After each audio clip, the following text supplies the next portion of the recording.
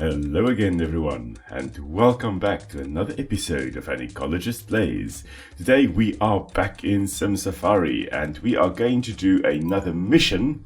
Today we are going for Endangered Animal Emergency. Now I initially thought we were going to have to do all these different species, the cheetah, the zebra, the rhino and the elephant. However, it seems we only have to worry about the cheetah population. So we need to get their population up to 30 within 10 years. We won't be able to just plop down a whole bunch of them. We are going to have very little money, and you'll see what I mean here. We've got $10,000 to make this work.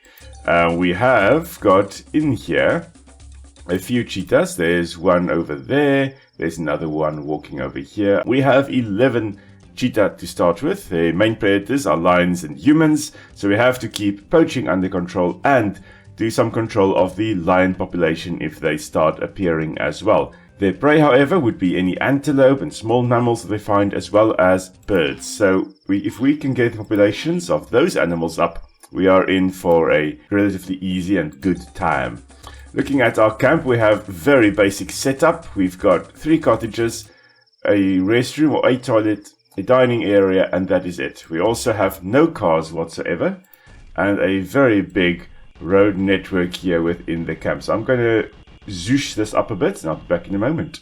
And we are back. We now have a small 2-seater vehicle over there. We've got a few picnic tables and 2 tents added as well, and I've just connected up to the whole office building because people want to walk on civilized paths after all. Now, of course, we also need to hire some villagers from the local village to come and help us in our camp. So let's do that. We cannot afford a whole bunch of people. We only have 1 car. We can't afford a naturalist at the moment, and I think that is going to be it.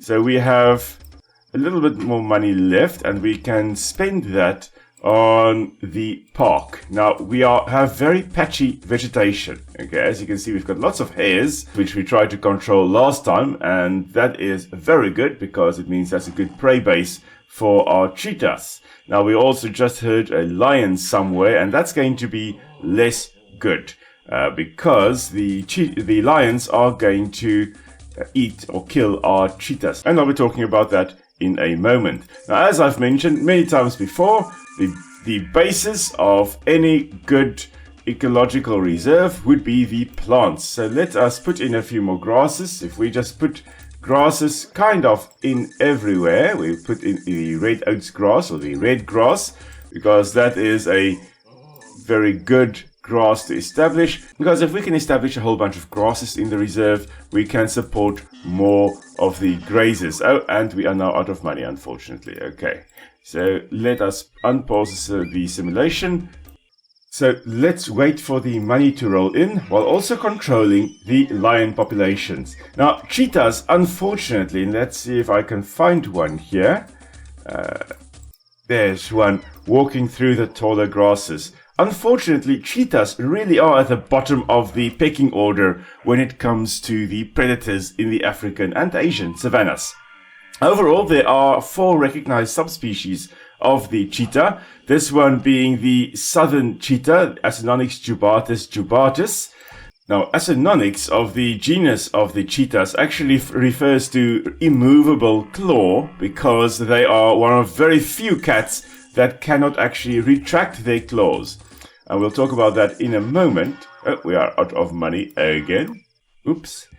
And then jubatus means maned, or because they've got a little bit of a woolly neck there. So roughly translated, that means immovable claw with a mane. So that's Acinonyx jubatus. And then the name cheetah comes from the Sanskrit word chitaya, meaning painted one, because they've got all these spots. They are quite beautiful in terms of the spots of their body overall. We're just going to remove some of the zebras that we've got here because they are competing with the other grazers that we do want in our reserve, like the hares, which actually are quite a lot of them, and impala and smaller antelope that the cheetah would be feeding on. Now, looking at the population of the cheetah, we're still on 11, unfortunately. I thought the population had gone up, but unfortunately, no. It seems it's just stable at 11. Not sure what we can do in order to get the population up. We will need to introduce some of the... there we go, they just had a bit of a breeding attempt. They're up to 15 now. Perfect. Let's look at the competitor, or the main predator here, the lion. We have another lion somewhere, so let's see if we can find him. It took some scouring of the African savannas, but we found our lion, and we're just going to catch him and release him elsewhere, somewhere on another reserve. He disappears from this reserve. Now here we can see the leopard as well walking around. Oh, never mind, the leopard just got eaten. So cheetahs, which we have got here, there they are again. Let's see, have we still got 15? They do seem to be doing a bit better. 15 of them indeed. Now the cheetahs are also known as hunting leopards, believe it or not. And in Afrikaans, which is my native language, we actually do call them jagluiperd, which means hunting leopard. And that's because they are one of the very few wild animals that can be tamed to a large extent. And they were actually used for hunting, or for coursing, which is basically chasing of animals during hunting. Because they can be relatively tame, they can then be used or trained for that to some extent. Now, unfortunately, cheetahs are going extinct worldwide. Currently, I believe the estimate is around about 6,700, which really isn't a lot. And a few years ago, there were many, many more than that. It seems we didn't hire a driver. No, we did not hire a driver last time. So let's get the driver running around. Okay, so there he is driving. However, I don't think we've got a road in the park. So let's just give them a little bit of the reserve to drive in. Really, I don't want him driving everywhere. So let's just bulldoze a little area there. And we put that little section in there. Wonderful. Now they can go for a quick excursion into our reserve. Now, in order to actually support more cheetahs, we do need more grasses as well. Let's put more in. Our money, I just watched it go whoops down, and it's basically gone. However, the cheetah population do seem to be recovering over here, which is unfortunately... Oh, no, it's not recovering. It's back to 11, which means that we probably have lions. Yeah, we have lions again. After countless minutes, I have finally located the lion, and there he goes. He is now gone, removed from our reserve. So let us carry on with trying to get our cheetah population up. Now in this area here, we do not have a lot of savanna hares. In fact, let's remove these two so that we don't have them breeding too much. Here we go, there's a whole bunch here.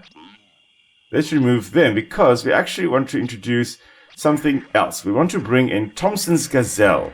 That will be a good food source or prey for the cheetahs. So let's bring in the Tommies. There they go.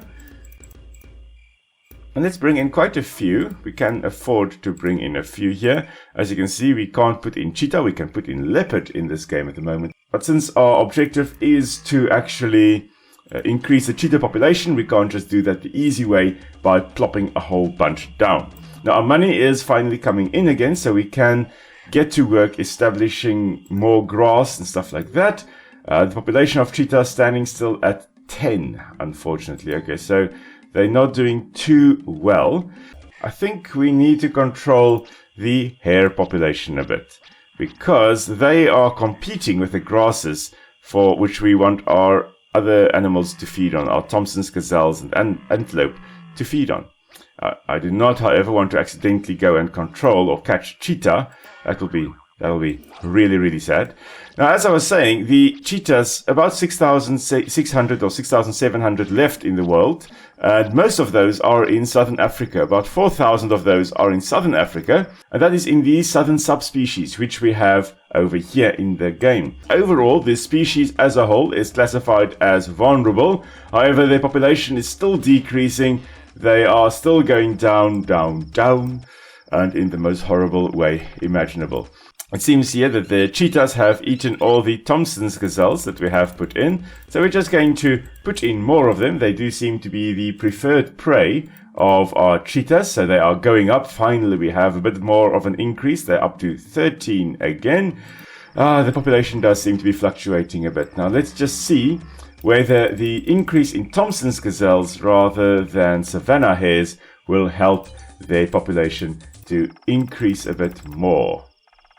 Now, we also do need to do something about this hare population, which is really getting out of control, and it's eating all the grasses that should be going for the Thompson's gazelles, which should then be going for the cheetahs. So we are just going to do this, increase the number of vultures, which will then get rid of most of our hares, which will allow the Thompson's gazelles to have free access to the grasses in the area, and that should then increase the population of the cheetahs. Now there's also this narrow area over here which seems to be restricting the movement of the cheetahs in the area, so we are going to create a bit more of a land bridge over here, opening up the area, removing some of the water, and that will hopefully allow the cheetahs to move from one area to another a bit more easily, because we've got a whole open plain waiting for the cheetahs.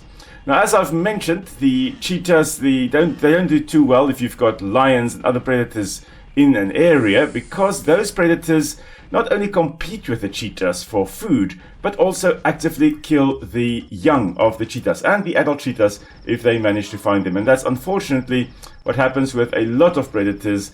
They compete quite hectically, and they try to not really eliminate one another from the area, but they try to remove the competition.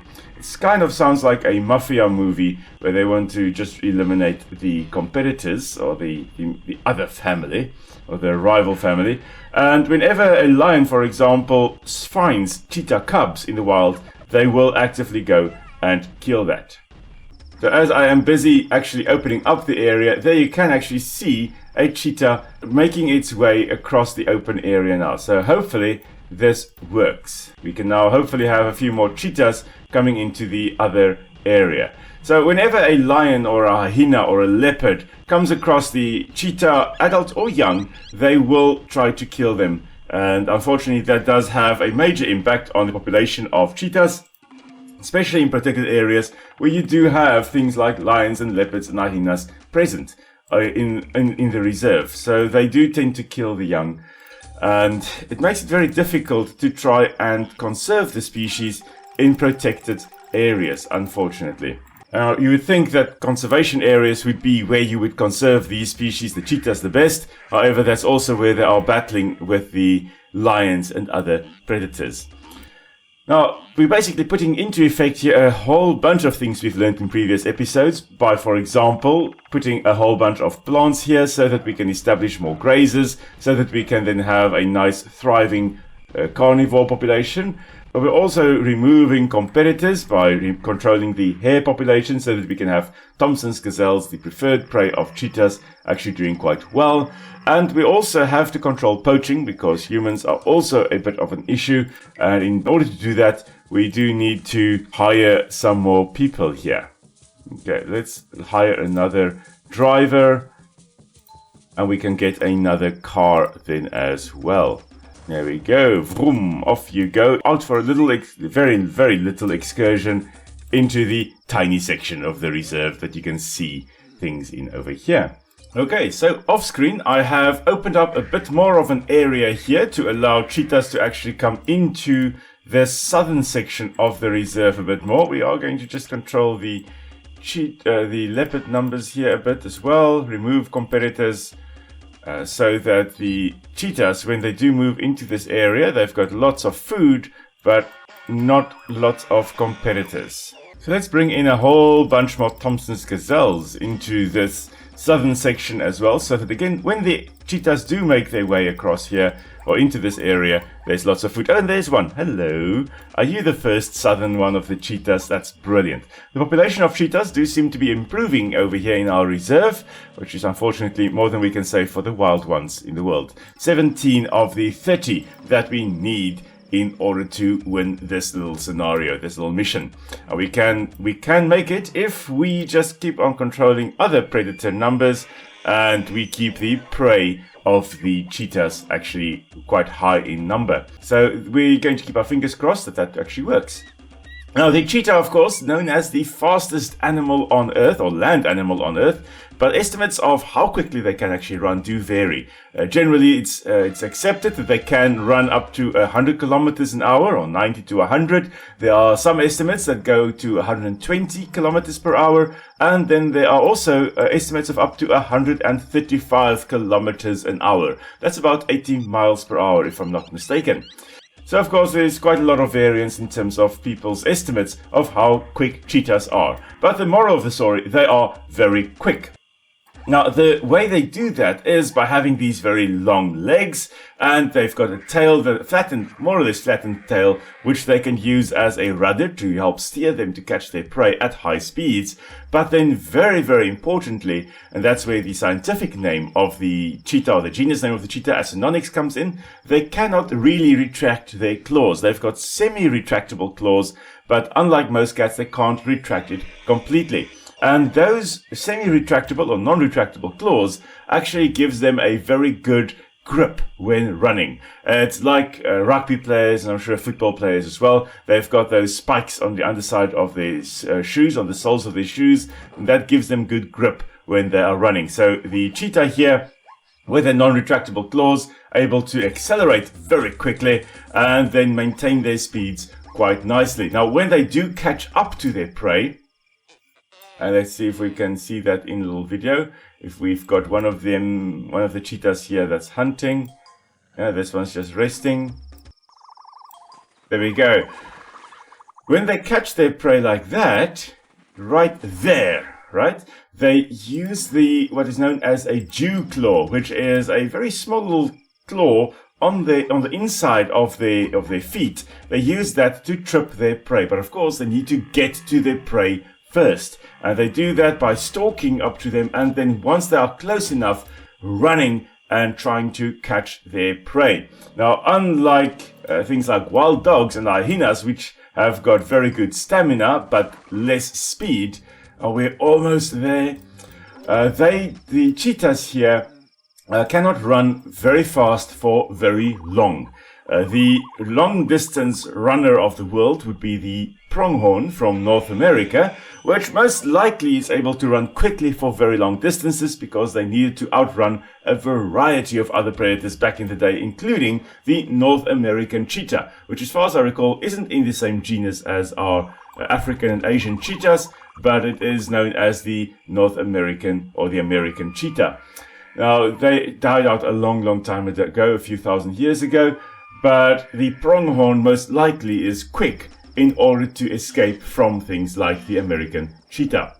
Now, our Thompson's gazelles over here, the antelope we've got, including impalas here, they just need to run a few hundred meters, or very short distance actually, and the cheetahs will give up the chase because it uses a lot of energy to chase your prey for that quickly, and they simply cannot keep it up forever. What we've got, our population of cheetahs is approaching the 30 mark. So overall, cheetahs very deadly over short distances, but less so over long distances. Wild dogs, on the other hand, have got amazing stamina, and they will be able to run quite long distances to wear their prey down. And then, of course, humans also being more of a long distance runner rather than a sprinter. Now, I am generally neither. I often say that if you ever see me running from something, please kill whatever is chasing me. But that's actually a bad thing to say, because if you are in the wild and there's a lion, you don't run away from it, because if you do, you are seen as food. And there we go. Brilliant. We are now a friend to cheetah kind. We have managed to have our 30 cheetahs established on the reserve. We are successful in 6 years. Brilliant. And their spots are lovely to see around the park again. Well, I guess that brings this episode to a close. So join me next time. We're back in the Amazon. So until next time, stay safe. Thanks for joining, and I will see you guys soon.